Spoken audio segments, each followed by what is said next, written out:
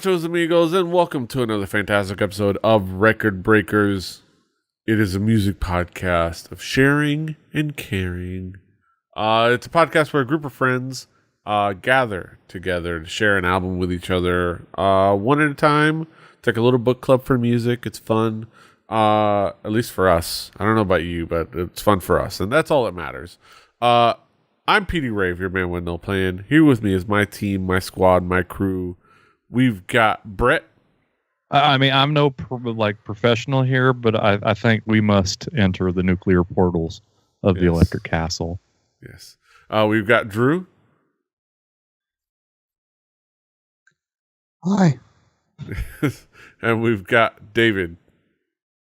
You knew this episode was coming once I joined this podcast. You knew this was coming.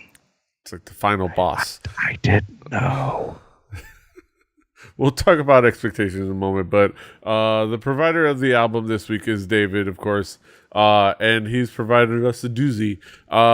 Dave, Deej, what have you brought for us this week? PD Rave, guys, gals, non-binary pals, record breakers, listeners across the land.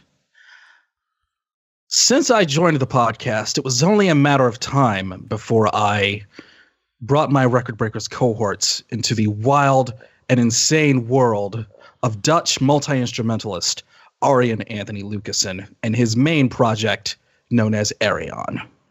And this is celebrating the 20th anniversary of his third album of the Ayreon project. It is the rock opera, the space opera, Into the Electric Castle. Yes. Released exactly on Halloween 1998. So tomorrow is, if you're listening to this on the day it's released, it'll be the official 20th anniversary to the date. Ooh. And also there is an upcoming 20th anniversary remaster and re-release if you're scoring at home. And they're going to do a live performance a year from now, and they're already selling tickets. There will be live performances of this album in full in 2019. Yes. Which is crazy. Let's talk about expectations. Drew, what were your expectations coming into this album? To be listening to a dense record, a record with lots of the music going on.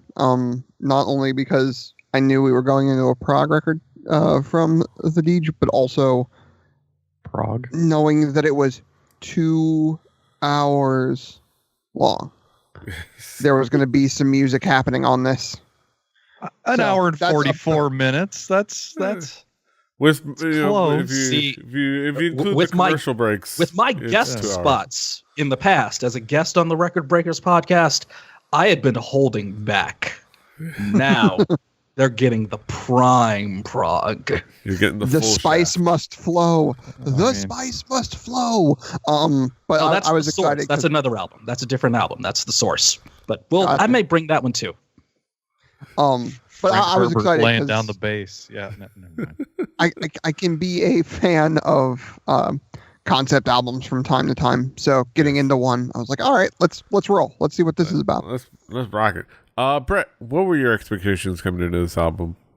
Well, I knew that I was going to have to read the lyrics, and I knew that this was going to, I saw the cover art, and I pretty much assumed what I was getting into.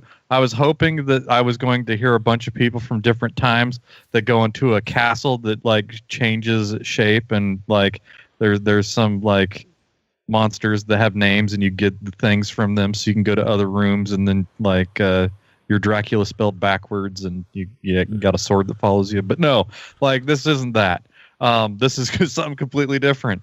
And boy, am I happy to talk about the things that I saw when I peeked into this.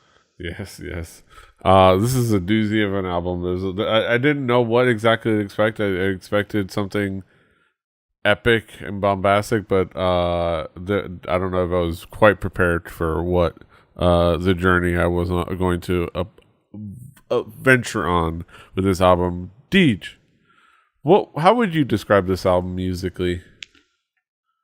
Musically, I would say that just for me personally, anyone out there that's a fan of the Venture Brothers, if you remember a particular moment from, say, season 4 or season 5, where Dr. Venture first introduced his son Dean to Yes, I believe it was Yes at the same time, and he took away in the Court of the Crimson King from Dean because he wasn't ready, and he introduced Dean to Yes.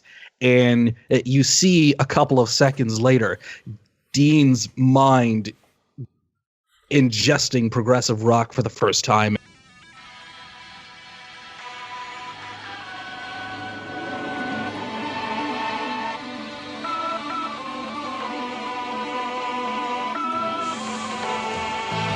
And going through this life-altering experience, even without drugs. That's what this album was for me way back in, say, 2000. This was one of those albums that I heard in high school. In the year 2000. In the year 2000, a kid hears a progressive rock album, and his brain explodes. In the year 2000. Sorry. Now I'm never going to get my light back where I need it. There we go. Sorry. It's a unapologetic, insanely composed, nearly 2-hour progressive rock bonanza with synthesizers and guitars and singing over one another and story that begins an even longer story that spans multiple albums. And it is something that is just... It is almost otherworldly how over the top it is. And I absolutely love every moment of it. Yeah, it's fascinating. That's for sure. Drew, how would you describe this album musically? I'm going to say he said Bonanza, and the only thing I could think of was the theme song to the Western show. Oh, no. God dang it. Yep, I was there with you because we're old. I looked right at your square, and like you had this shit-eating grin on, and I'm like, I'm so glad I'm first in the initiative order. I threw that one right down the heart of the plate for you. Thank you. I need them sometimes, especially when I work 10 hours straight. No, but the thing about this album is the composition of it. The way everything flows together is really, really well thought out. When you have a band that's mostly headed by a guy, and that guy is very good at doing the composing of music, you usually get that, especially with these type of like concept type albums. It's something that like a Coheed does really good, which is making the story and the music flow through it, which I think is really smart. Thinking of it more as almost like a movie or book rather than an album, and not chopping it up too much. And I think this album does that really, really well.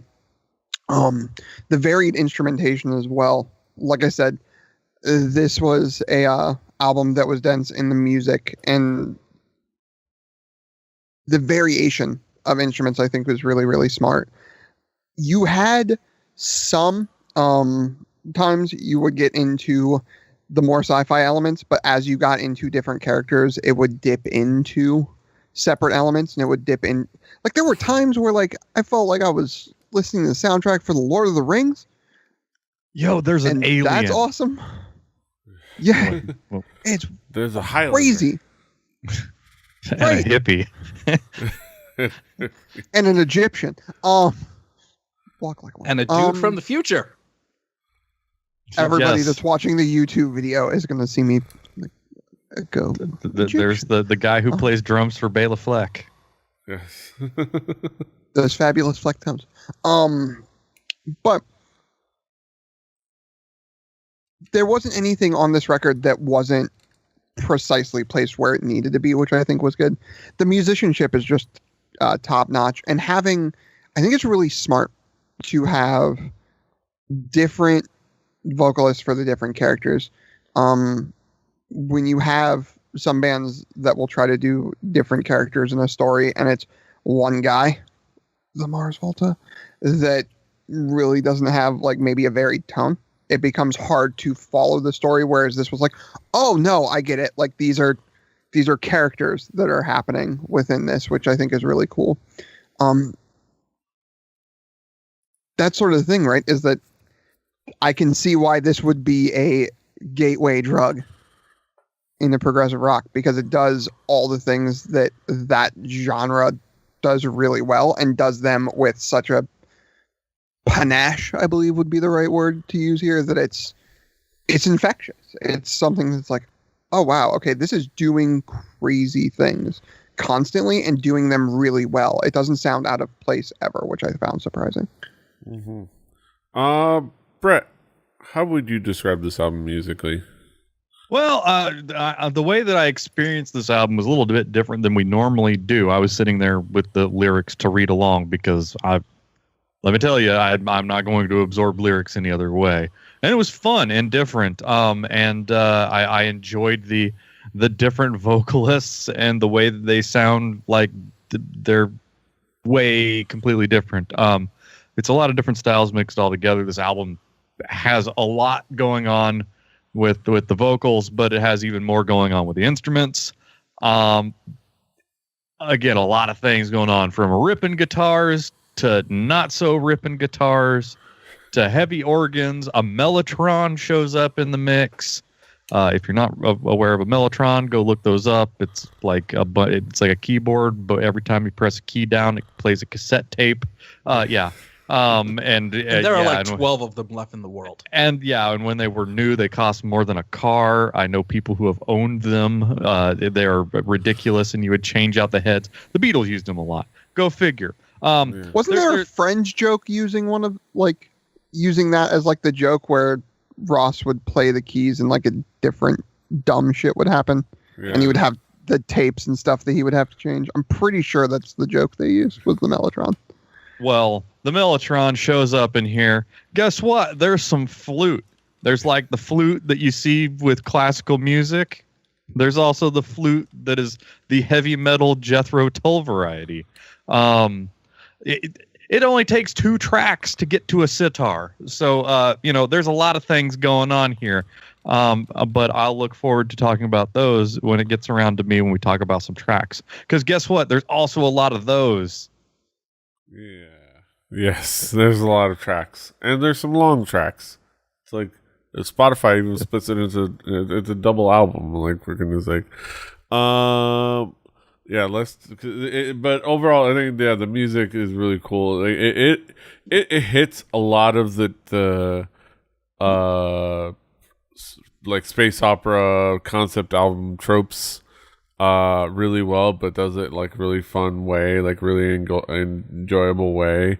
And like it does a really good job of like portraying the fact that there's an ensemble cast, not just in like bring different singers, but in the fact that there's different styles of music based on who like maybe the main character is, or what their journey at the moment is. So they have like all these like jumps back and forth between different musical styles, between like epic, medieval power metal to like future prog science sci-fi stuff, depending on the other character, which is really cool. But let's talk about some of those tracks, some of those mini tracks. Let's narrow it down to tell the highlights. Deej, what would be some of the key tracks for you? I'm going to do my best not to just go through every track on the album, but I'll start off with Isis and Osiris, the aforementioned sitar, as well as Amazing Flight, where you have a great performance by the Barbarian and Arian Lucasen himself as the hippie on the chorus. Really enjoyed that one. Let's see. The Castle Hall. I always really liked that performance by Damian Wilson, who plays the Knight on that one. That I think for all of the other bands Damian Wilson is in, I think Arian Lucasen is the guy that uses him the best for all of the other music projects he's involved with.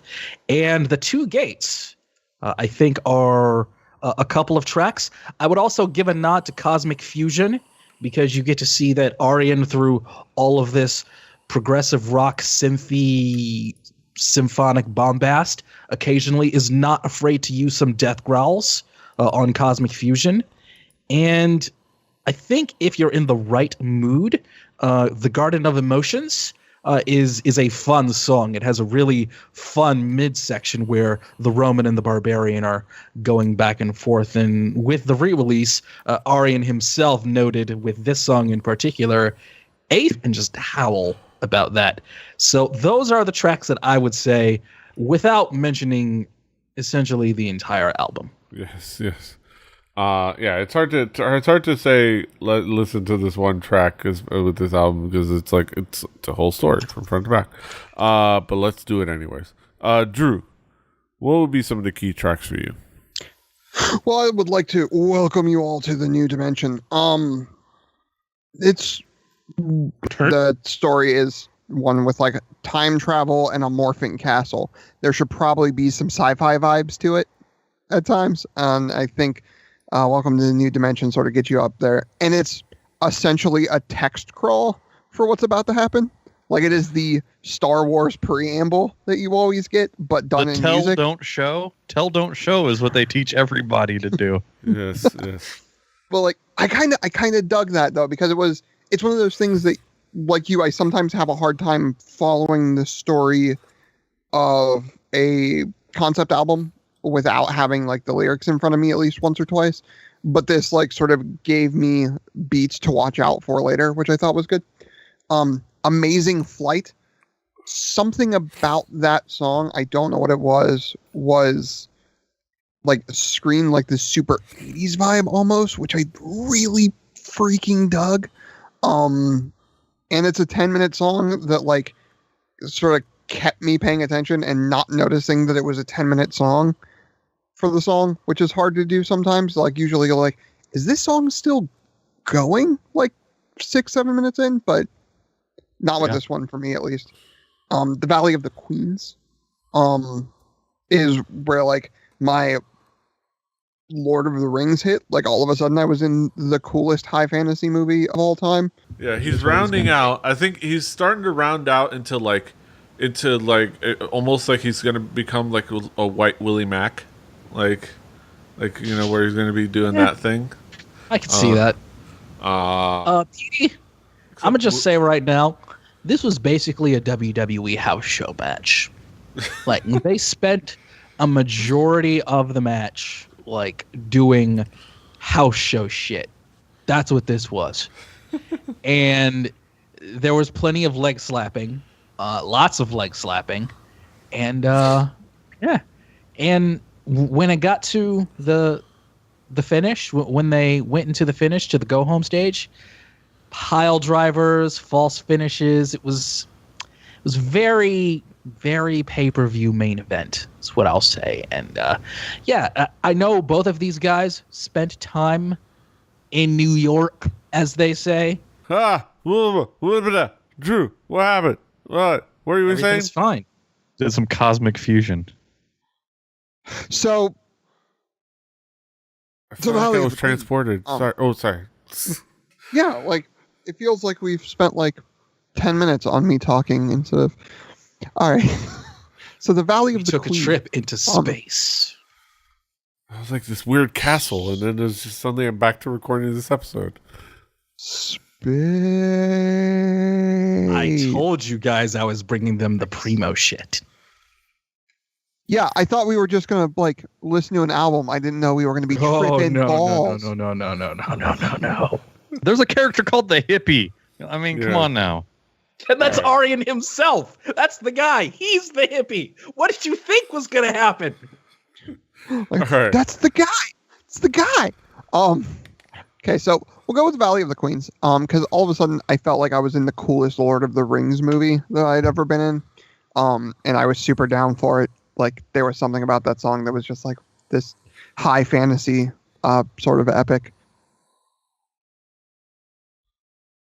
Yeah. I was pausing for the joke. No. I will say, Drew, the particular singer on that song, you've heard her a few times before. Have we? Yes. Gwen The singer of Stefani. Close. Valley of the Queens is sung by Annika von Giersbergen, who you've probably heard on just about everything from Devin Townsend over the last few years. She did a guest spot on the Amorphous album I bought a while back. She's pretty much everywhere in as far as metal goes. Yeah. So you've probably heard her voice. That's fair. That's fair. Yeah, I can see that. Now thinking back on it. But ending with Another Time, Another Space, this sort of epic, slow ballad, I think was really, really cool. Movies a lot of times will end on like sort of an epic, wistful, almost longing note to them. Sort of they'll leave you wanting more, but making you happy with the time you spent, sort of thing. Did this album leave you needing more? Like, if only I had 10 more minutes of this. It's something where, Brett. It's something that, like, I sat there and I was like, do I want to dive into another one of this artist's, like, stories already, or do I need to take some time? I think I'm going to take some time. But it was a question that was posed in my own head. I will say that. It's something that, like, to end on this note, like a movie, to end on, like, the Man on the Mountaintop sort of feel to it, I think was really, really cool. Mm-hmm. Brett, what would be some of the key tracks for you? Isis and Osiris. Some of these notes are old notes. When I first listened to this, some of those notes are notes that I polished up today. I noted the crunchy organ that gives you almost a Symphony of the Night mixed with a Mega Man synth solo. It was pretty nerd-worthy. The song goes places over the 11 minutes that it hangs out. Amazing Flight. So it's pretty much a lot of an organ and blues guitar jam. The first time I heard the hippie, I chortled because it is a parody of a thing. Not to be unproggy, even though it was, an organ and blues jam kind of for a lot of it. There's a 2-part harmonized guitar solo out of a metal album and a flute solo. Time Before Time. I think this is the first time that I've heard a flute solo that seamlessly transitions into a ripping guitar solo. We've heard a lot of flute around these parts. The Castle Hall. I enjoyed the 90s as hell parts of this album, such as the electronic music ooh woo woo woos that made it sound like it was it was one of those. I was waiting for a guy with 2 mohawks to come out and dance, and then there'd be like some centipedes in the music video or something. The completely different sounding vocals worked on that song. And also there was a very Brian May sound to the guitar solo. It was very, very, very Queen-y. Cosmic Fusion. I again, of the 90s stuff, there are things that sound very dated, sometimes cringeworthily. It's just that a lot of that comes care of the keyboards. If it was played through modern gear and didn't have that, this is my sound blaster card pumping out, video game tones from the 90s, it sounded perfectly fine. That's not a problem. And I saved this from my first listen, Forever of the Stars. Yo, there's an alien. That not every album we talk about has an alien. This one does. This alien doesn't know emotions. There's an alien. There are a million songs. They're like 5 hours each. Listen to them. There's more of them. Yes. But it's an okay time, and you will see an alien. Yes, it's like your Where's Waldo. Find the alien. Yes. Like through the hippie and the He's Highlander the first alien. and the future man. He's the first alien. He's also the first voice you hear. And also, I want to give a shout out to. I was saying in Garden of Emotion. I think the part A of that, all in the Garden of Emotions. I want to give a shout out to that for, in that in particular, Anek. She sounded a little bit Annika. Sounded a little bit Stevie Wonder. Stevie Nicks like. Every time I would listen to it, there was something about that was interesting. Also, in Castle Hall, it being very much feeling like that was when it solidified it in like feeling like it should like very Castlevania soundtrack esque to me. Like it should be happening. Well, I can imagine the castle. And I can imagine having the whip in hand. When did what was the release on this album? 1998. Because when did Symphony of the Night come out? 97? It sounds about... They're 97, you're right, but that was in Japan. So initial release was March 20, 1997. So there was some important Castlevania-ing at that time. Also, I want to give a shout out. They dropped reference to Blood Runs Cold. I mean, they just said Blood Runs Cold, and all I can think of is what Glacier? Mortis, Wrath, but what's up? Have I mentioned how much I love this, PD? Blood Runs Cold. You know I love Glacier. Yes. But let's bring it back around the horn. Are you guys talking about the guy who looks like Sub-Zero? What wrestled? Yeah. Yes. Okay. I just wanted to make sure that I was the guy that looked like your buddy Rick from from Atlanta, dressed as Sub-Zero. Yes. Your buddy Rick like that knows karate. Yes. Your buddy Rick that does karate on the weekends. God, how do Glacier. I don't know how I know these things. I've been hanging out with you guys too long. Welcome to it. Yes. It's all our fault. We welcome you to our dimension. Let's talk. These motherfuckers made me get a fucking subscription to New Japan Pro Wrestling. Like, there was nothing wrong with the old Japan. Let me tell you. Sorry, there was a lot of things wrong with the old Japan. Sorry, I was wrong with that. There's a lot of things wrong with the old Japan. Just ask the Koreans. If you want to let Brett know, if you want to let Brett know what's wrong with the old Japan, you can at him on Twitter at KingKaz. That's right. Tell me how it is. I'm always ready to engage on Twitter.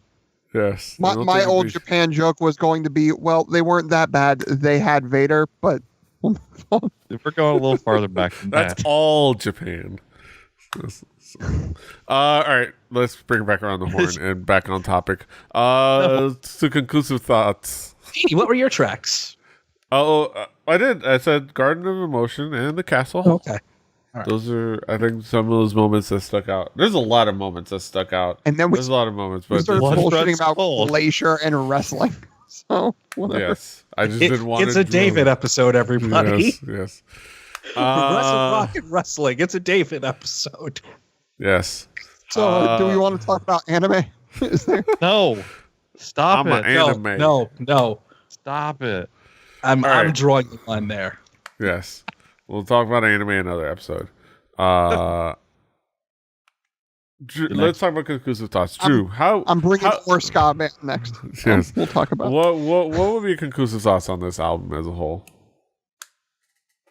As a whole, you've got to get into it knowing what you're getting into. Sign up for the ride, because I'm saying there's a lot of this ride to be had. And the best way to have it is all at once the first time. Don't try to break it up, because you will get sort of lost in the shuffle. Doing it as one chunk, I think, is the way to do it, at least the first time. So know you're signing up for that. But other than that, I think it's definitely worth the listen. It's definitely something that, like I said, compositionally is just amazingly, amazingly done. It's a cool story. It sounds neat. So I think that's all you could ask for from this type of music for me personally. So, yeah. Brett, what would be your conclusion on this album as a whole? I mean, I enjoyed my time with this album quite a bit. Like, there's a ton of stuff to pick apart. There's all kinds of weird stuff going on in here. I think that even if you're not into story time via rock and roll music, you could still have a fun time. You don't have to, like, definitely don't take this seriously, because it's way more fun if you don't, because it's from the 90s. It feels sometimes a little 90s, but it also at other times it seems like something that would get a bunch of money and become a Netflix original series. So I enjoyed it. It was varied. It was long. So go into it knowing that it's one of those. It's a trip, man. It's got an alien and a hippie. Like, give me an alien and a hippie and an album, and I'll be cool with it. An alien, a hippie, a future man, and a barbarian, a Highlander. But yeah. I think overall this album is just a really cool trip and a really cool journey and a really cool it's the final boss of like prog album weirdness. And a fantastic, a fun, crazy, dumb story that is enjoyable for all folks. I think at least once, and I think it's worth the journey. It may not be a lasting album for some. Like, some people might like, all right, that was cool, and then walk away. But I think a lot of people will find something to kind of dig into and enjoy, like a memorable Netflix series or like a memorable fantasy TV miniseries or something like that. Yeah, David, Deej, what would be your conclusion at the end of it all?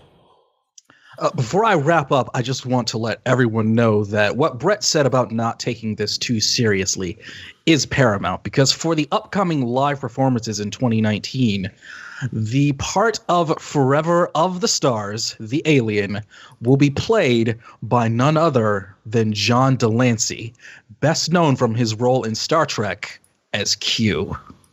So this is space hands. All the way self-aware. So just enjoy the ride. Yeah. I will say that for me, kind of in the same way Meg talked about Ghost being pretty significant for her, Arian Lucassen as a musician and as a composer was pretty significant for me. This was the first time I'd listened to Electric Castle in a little while, and it took me back to a certain point where I realized most music out there really wasn't firing off chemicals in my brain the way it should have until I heard Ayreon. And getting to listen to Electric Castle again was a fun ride.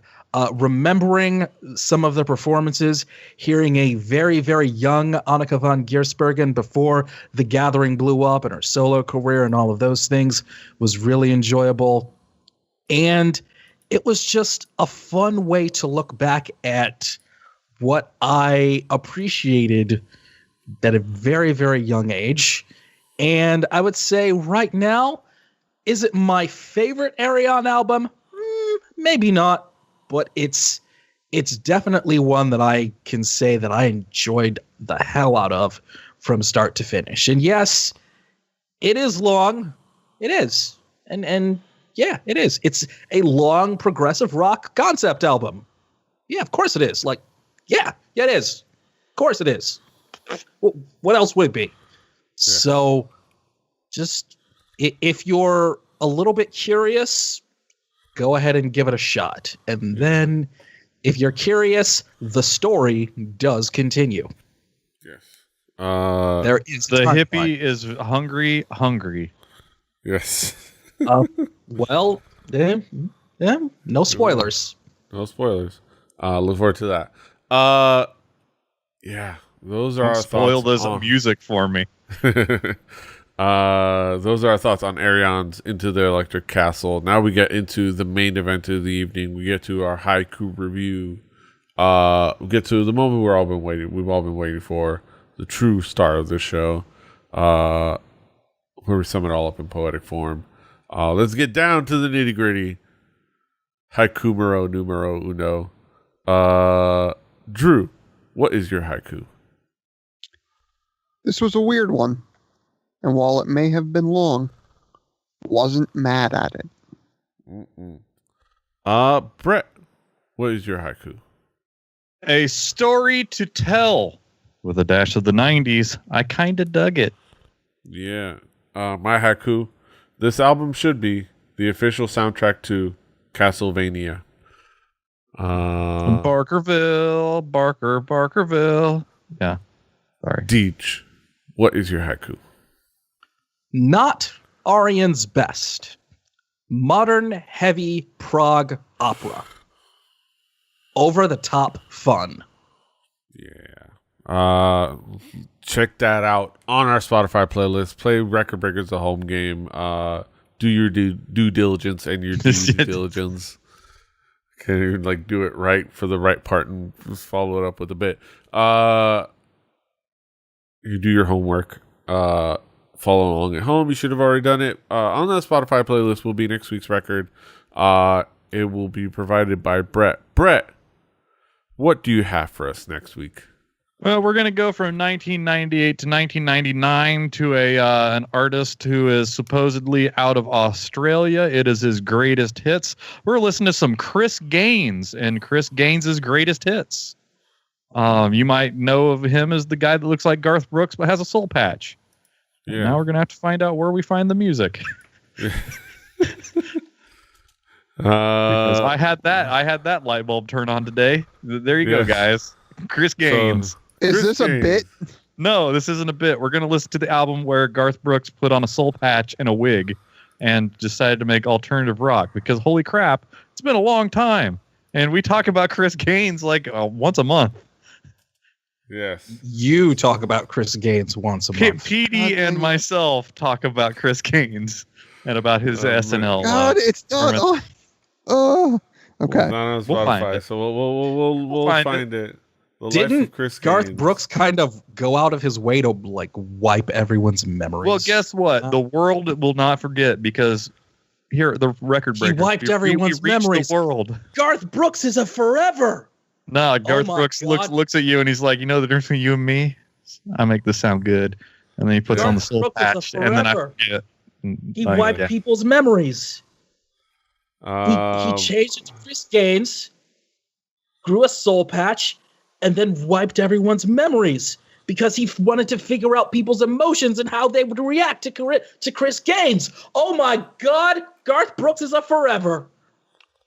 Oh my God! All right, let's figure out the difference between.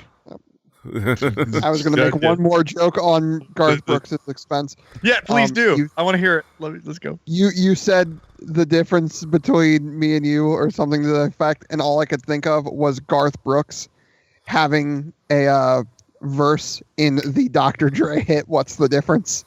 Yes. Yep. And now I want that to happen. I want Chris Gaines, but rap from Garth Brooks. Talk to Gartholomew Brooks and tell him, hey, I want you to rap. I'd ask Garth Brooks to create a rap persona, but I'm afraid what he put on his face for that. Probably just get a tear tattoo like everybody else. That's true. As we journey, trying to find where we can listen to this album, and we'll let you know because it's not going to be on our Spotify playlist, unfortunately. As far as I can tell, is not being able to find it. We'll find it somehow. That being said, we'll listen to that. We'll talk about that next week. But that is next week, and this is this week. And you can, of course, find us all over the internet. David is at Call Me DJM. Brett is at Heavy D Bearbird, HIBBITYBIBBARD. Drew is at XJuciferX. I'm at PD Rave. The show's at 4 Record Breakers. That's the number 4 Record Breakers. RecordBreakersPodcast.com. RecordBreakersPodcast@gmail.com. Rebelli.net for the sound of the shows. Rebelli TV on YouTube. Wherever you can find podcasts. Like, share, subscribe, do all the things. Until next time. Hasta los huevos. Toodaloo.